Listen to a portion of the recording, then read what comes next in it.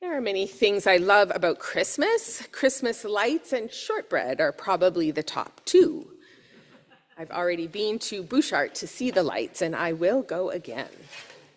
I also love Christmas trees, the real kind in particular. Now, I have had friends cajole me for killing a tree just to celebrate the season. I prefer to think of it as giving a special tree the opportunity to fulfill its purpose. At any rate, living in an apartment condo here in Victoria, I'm not allowed to have a real cut tree. But I'm stubborn and unwilling to get an artificial one. So last year, I bought kind of like a smallish potted Christmas tree. I could still decorate it, and I like the idea of raising up a Christmas tree over a year or two. Fortunately, I'm not very good with plants, and it didn't make it. But I do plan to try again this year. Decorating and lighting cut trees in our homes is a beloved Christmas tradition. The practice, of course, leaves a tree stump somewhere out there in the earth, whether it be in a forest or a farm. The tree is a symbol of Christmas. The stump is a symbol of Advent, at least if we take our passage today from Isaiah seriously. A shoot shall come out from the stump of Jesse, chapter 11 begins, and a branch shall grow out of its roots. A quick reminder about the background. Jesse was King David's father. Jesse was a Bethlehemite to whom God sent the prophet Samuel to find and anoint a king after Saul had lost God's favor. Jesse had at least 8 sons, the youngest of whom, David, missed the kind of initial vetting because he was out in the pasture caring for the flock. Young David, though, became the United Kingdom of Israel's most celebrated king, despite serious personal failings.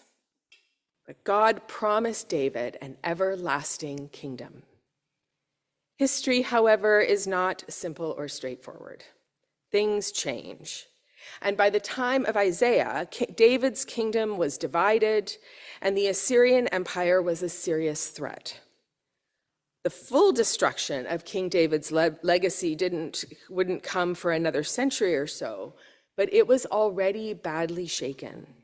Or to follow Isaiah's metaphor, it was cut down. Only the stump of Jesse remained, along with its roots. It was enough for new growth to come. A shoot out of the stump, a branch out of its roots, a new tree would grow, perhaps to become a Christmas tree one day. In a 24-hour period earlier this week, I heard questions and critique of both this passage from Isaiah and our gospel story from Matthew. Different passages, different prophets, and a similar discontent. But this isn't what Jesus is like. Where is the love? In the passage from Isaiah, it's the end of the description of an ideal leader that brought concern. When Isaiah writes, "With the breath of his lips, he shall kill the wicked." Now, if we interpret the passage as specifically referring to Jesus, it is indeed confusing and problematic. Jesus didn't do that. I think it helps to take the historical context into account and remember that fearful, struggling humans, especially when they're facing threat and danger, like the Assyrian Empire bearing down on them, those kinds of humans, all of us, dream of vengeance. It's not right, but it is understandable. And it's good news that God doesn't act based on these worst instincts, not ours and not God's, which we also like to imagine that God acts on the worst of our instincts. A similar dynamic is at play in our gospel story today, highlighting John the Baptist. John is described in the image of an ancient prophet, Elijah, who was likewise bombastic. John preached and worked out in the wilderness, away from the center of power, and was, it would seem, popular. The people of Jerusalem and all Judea were going out to him, the story says. When John saw members of the religious establishment coming, though, Pharisees and Sadducees, he wasn't totally welcoming, calling them brood of vipers, and continues with strong language.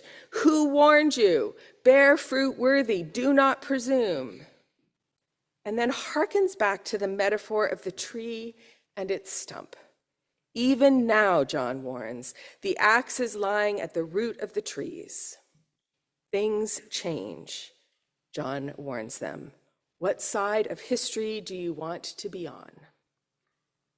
Historical context again matters. Pharisees and Sadducees were among the religious elite who worked with the oppressive Roman Empire so that they could maintain their privileged position.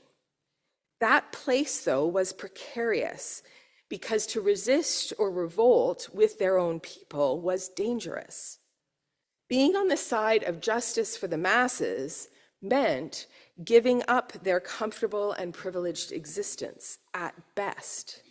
At worst, it was life-threatening. For those on the bottom, the outside, out in the wilderness, who had a meager existence anyway, the cost-benefit analysis is different. The risk is more likely worth the cost. It's a different calculus for those with more to lose. We bristle at the strong language used by John the Baptist and Isaiah. We prefer a kinder, gentler God. The God of the Bible, though, is multifaceted and complex. Along with kindness and gentleness, God also embodies justice and righteousness. God calls us to do what is right, particularly for the most vulnerable. The peace we focus on in this second Sunday of Advent is only really possible when there is justice. And peace with justice only comes through sacrificial love, which comes fully in Jesus and also plays out in human history. The question is, who or what sacrifices will get us there? One of the ways this is playing out currently in our world is with the housing crisis. Just up the peninsula in Sydney, the town council decided last September that the unhoused population would have to continue to live outside, even during cold weather events, because they couldn't find a suitable location for even a temporary cold weather shelter. Continued sacrifice would have to be made by those sleeping rough. Now, there are good people in Sydney who continue to respond with kindness and charity to do what they can to alleviate the suffering. But they also know that kindness is not justice, and so they also have been doing the work of advocacy. They know that even a cold weather shelter open a few days a year is not justice. Justice is appropriate, low-cost housing. The justice that gets us to peace requires changes to the system, to society, which means sacrifice not from the most vulnerable, but from the powerful. It means turning society upside down. For when we want peace, we need to work for justice. A tree is a symbol for Christmas. Its stump is a symbol for Advent. A stump symbolizes something has changed, something is lost. A tree has or will die.